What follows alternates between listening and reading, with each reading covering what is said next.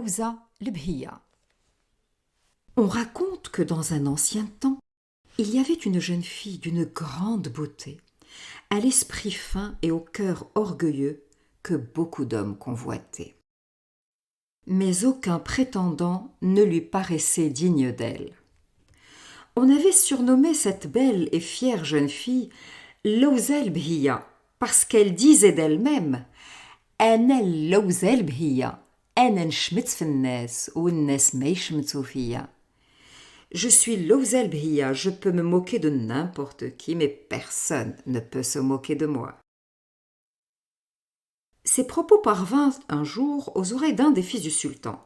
Quelle prétentieuse, se dit-il, je vais lui donner une bonne leçon.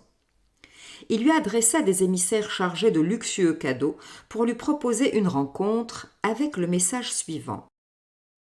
Le fils du sultan voudrait te voir et se rendre compte de lui-même si ta beauté et ton esprit sont à la mesure de ta célébrité. Elle fit répondre que cela n'était pas convenable pour une jeune fille de se montrer à un homme sans être mariée à lui. Il insista. Pouvait-il seulement entrevoir sa chevelure et échanger quelques mots avec elle? Elle accepta. Il se rendit donc lui-même à la demeure de Lawza el-Bhiya et attendit au dehors. Or la jeune fille avait une voisine juive dont la chevelure était aussi longue et belle que la sienne, mais qu'elle ne couvrait pas. Elles convinrent toutes les deux de jouer une farce au prince. Ce furent les cheveux de la voisine qu'on fit flotter d'une petite fenêtre, tandis que, à l'abri des regards, Lawza el-Bhiya s'entretenait avec le jeune homme. Satisfait, le fils du sultan retourna à son palais.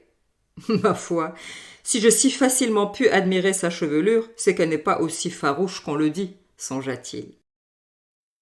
Un peu plus tard, il fit parvenir à la jeune femme un beau coffret de bijoux et une nouvelle requête. Pouvait-il admirer ses mains et se rendre compte de lui-même si celles-ci étaient aussi fines qu'on les décrivait? Un doigt seulement, répondit l'orgueilleuse.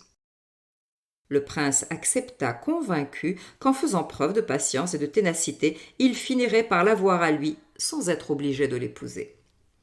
Mais Lawza el-Bhiya, qui avait bien compris que le jeune homme ne cherchait qu'à s'amuser, avait déjà préparé un nouveau tour. Après avoir taillé soigneusement un radis très fin, long et blanc, de sorte que la pelure rouge faisait en son bout comme un joli ongle verni, elle le présenta au prince à travers une fente, puis le retira rapidement. « Quel doigt délicat vous avez !» affirma le séducteur. Puis de nouveaux cadeaux furent adressés les jours suivants à la jeune femme. Cette fois, le prince réclamait une nuit entière avec elle. À sa grande surprise, Lawza el-Bhiya accepta. Mais elle posa une condition. La rencontre devait se faire dans l'obscurité et sans l'échange de la moindre parole. Ravi d'être arrivé à ses fins, le fils du sultan donna son accord. La nuit du rendez-vous, il se rendit au domicile de la belle.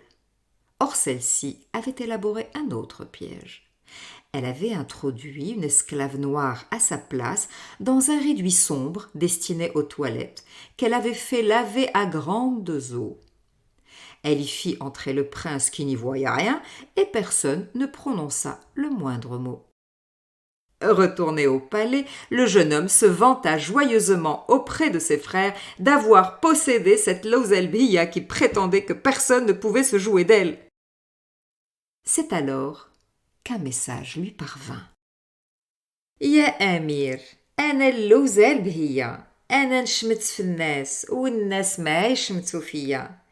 شفتي السالف د اليهودية وحسابك شعري وشفتي فجلة وحسابك صبعي وبيتك في المطاهر القبلية مع خادم سودانية. Prince, je suis Lawza el-Bhiya. Je peux me moquer de n'importe qui, mais personne ne peut se moquer de moi. Apprends que je t'ai fait prendre un radis pour mon doigt et la chevelure de la juive pour la mienne. Puis je t'ai fait coucher dans des latrines assombries avec une esclave au noir d'ébène.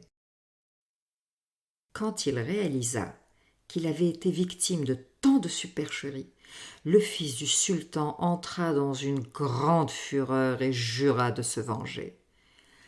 Il décida de faire souffrir la jeune fille en humiliant son père. Il convoqua alors celui-ci au palais. « Je souhaiterais épouser ta fille, lui dit-il. Le père fut très heureux par cette demande en mariage inespérée et se répandit en louanges et en remerciements. Hélas, le prince ajouta « Il faudrait cependant que tu réussisses certaines épreuves auxquelles je vais te soumettre. » Très inquiet, le malheureux demanda « Et si je n'y parviens pas, ô prince ? » « En ce cas, non seulement je n'épouserai pas ta fille, mais tu seras sévèrement puni. Qu'as-tu à dire ?»« Ordonne ce que tu veux, Sidi, » acquiesça le père en tremblant. « Bien, je veux que tu viennes demain chez moi sur une monture, mais sans monture. » Bouleversé, le pauvre homme se rendit chez sa fille et lui rapporta la demande en mariage du prince ainsi que ses conditions. « Dans quel pétrin me voilà » se lamenta-t-il. « Comment est-il possible d'aller au palais sur une monture et sans monture ?» Lausel Bhiya le rassura. « Rien de plus simple, mon père. Il te suffira de t'y rendre à califourchon, sur une canne, coiffée d'une tête de cheval. » Le père fit comme sa fille lui conseillait, et le prince dut admettre qu'il s'était tiré d'affaire. Alors il lui ordonna une seconde épreuve. « Je veux que tu viennes me rendre visite demain, tout habillé, mais tout nu. » « Mon Dieu, gémit de nouveau le père une fois congédié, comment est-il possible que je sois à la fois habillé et nu ?» Il alla se plaindre à sa fille. « Te rends-tu compte de ce qu'il exige de moi ? Cette fois, il n'y a aucune solution possible. »« Mais si, mon père, répondit l'astucieuse, je vais te vêtir d'un habit de papier. Il te couvrira entièrement et donc tu seras habillé. Mais tu seras nu pourtant, puisqu'on ne s'habille pas de papier. » Elle tailla donc un serouel et une chemise dans de grands morceaux de feuilles de papier, les relia grossièrement par du fil et remit le tout à son père, qui se rendit alors avec ce curieux accoutrement chez le prince. Le fils du sultan songea en son fort intérieur. C'est sa rusée de fille qui le conseille. Trouvons quelque chose de plus difficile encore. Il réfléchit, puis déclara au père. Je veux que tu fasses cuire un tagine sans feu, mais je veux m'assurer moi-même de cette cuisson. Tu dois la faire à mes côtés. Consterné, le père alla encore retrouver sa fille. « Comment vais-je pouvoir m'en sortir cette fois ? A-t-on jamais vu quoi que ce soit cuire sans feu ?»« Ne te soucie de rien, père, lui répondit-elle en riant. Voici ce que tu vas faire. Tu vas prendre une cuvette d'eau dans laquelle tu ajouteras des morceaux de chaux et tu vas suspendre au-dessus de cette cuvette une marmite de viande et de légumes assaisonnés comme il convient. La chaux bouillira dans l'eau deviendra brûlante et ton tagine pourra cuire. Il te suffira d'ajouter régulièrement de nouvelles pierres pour entretenir la cuisson. » Le père fut émerveillé par l'ingéniosité de sa fille et procéda exactement comme elle lui avait recommandé. Le prince qui observait la manœuvre fut obligé de reconnaître que le père avait réussi cette troisième épreuve. « Elle m'a encore battu. Elle me bat dans les paroles et dans les actes, se dit-il. Il ne me reste plus qu'à me venger d'elle après l'avoir épousée. » Il félicita le père de s'être tiré des 3 épreuves et lui demanda de nouveau la main de sa fille. Or, comme il était déjà fiancé à sa cousine, il fut décidé une seule cérémonie pour les 2 alliances. Il envoya donc chercher ses futures épouses avec 2 palanquins. Mais pour rendre la pareille à Lausel Bhiya et la faire s'unir elle aussi avec l'un de ses esclaves noirs, il fit conduire celui qui transportait Lausel Bhiya dans une chambre où dormait son esclave Mbark. Ce dernier était aussi vigoureux que faible d'esprit. Il attendait joyeusement sa nouvelle épouse dans cette pièce, son maître lui ayant annoncé qu'il le mariait avec une belle jeune femme. Lausel Bhiya se doutait bien que la demande en mariage du prince qu'elle avait ridiculisé cachait un projet de vengeance. Aussi, lorsqu'elle trouva l'esclave dans la chambre où on l'a déposé, elle ne fut pas surprise. Elle lui expliqua patiemment que selon sa tradition familiale, l'homme devait toujours dormir en haut, dans la mezzanine, et la femme en bas, sur un matelas au sol. Bark s'exécuta docilement et alla s'allonger à l'endroit qu'elle lui indiquait.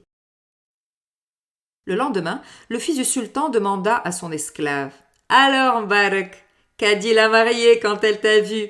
T'a-t-elle trouvé à son goût ?» Bark répondit elle m'a dit je suis Louza al-Bhiya, je peux me moquer de n'importe qui, mais personne ne peut se moquer de moi. Ah, elle a dit ça? Et comment s'est passée ta nuit?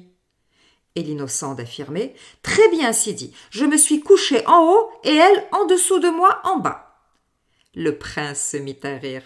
Mais évidemment, idiot, c'est comme ça que l'on dort avec une femme.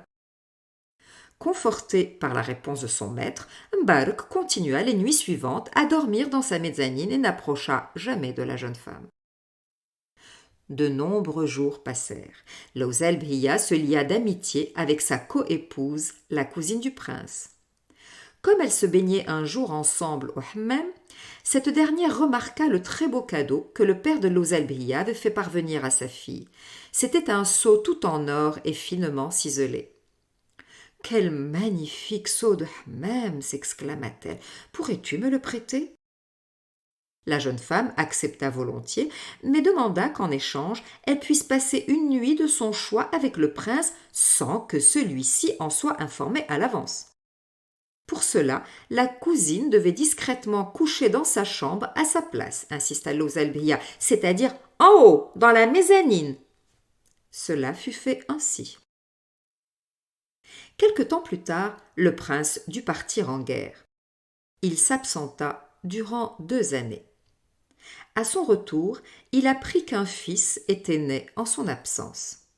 Heureux, il alla à sa rencontre dans le jardin, mais vit 2 garçons du même âge jouer ensemble, l'un blanc et l'autre noir. Bark était à leur côté, les surveillant avec vigilance. Il embrassa l'enfant blanc et félicita l'esclave pour son nouveau fils. « Mais, Moulay, répondit l'homme, ce n'est pas mon fils, c'est le vôtre. C'est votre cousine qui l'a mis au monde. » Le prince mit du temps à comprendre. Puis il dut se résigner à admettre que, décidément, cette Louza el-Bhiya était d'une malice inégalable. Elle avait été capable de berner maître, esclave et coépouse. Il devait sans aucun doute s'estimer heureux de s'en être tiré à bon compte. Après tout, elle lui avait fait un beau garçon.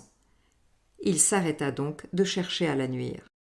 Dès lors, ils vécurent en parfaite entente et eurent d'autres beaux enfants. Et ceci est mon conte, ô ma voisine. وهذه خرفتي يا جارتي.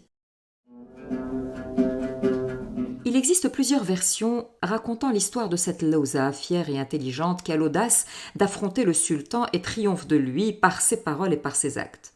En effet, le thème de la jeune fille intelligente qui déjoue les pièges tendus par des hommes aux intentions condamnables, même ou surtout lorsque ces hommes sont puissants, princes, sultans, est un thème récurrent dans de nombreux contes populaires tétouanais. On le retrouve également dans d'autres régions du Maroc. Comme Aïcha bint Najjar, avec laquelle beaucoup de conteuses la confondent d'ailleurs, elle aura raison de la malice du prince qui finira par se rendre. Curieux duel de farce entre l'homme et la femme qui, dans les contes en tout cas, s'achèvera toujours en faveur de cette dernière.